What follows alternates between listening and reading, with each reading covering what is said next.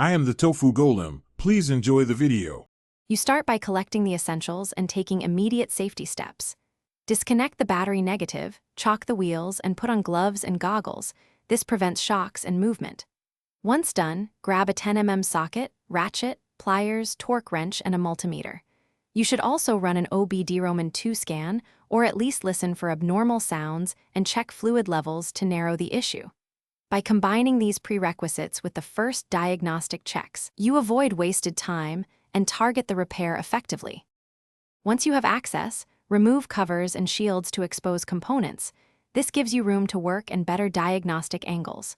Use your multimeter to test battery voltage, ground continuity, spark presence, and sensor signals. Measure against spec values to isolate faults. Make sure to label connectors and take photos as you disassemble, because reversed reassembly causes most errors.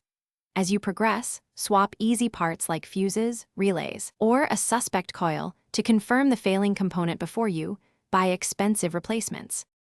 Replace the identified part and tighten bolts to the manufacturer's torque spec. Reconnect the battery only after all connections are secure. Start the engine and test under light load, checking for leaks, abnormal noises, and whether code's clear. This confirms the repair. If the issue remains, recheck grounds and wiring harnesses because intermittent faults often hide in poor connections.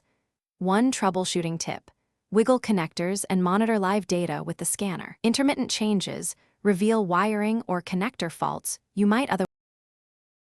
Thanks for watching. Consider subscribing if we helped you today.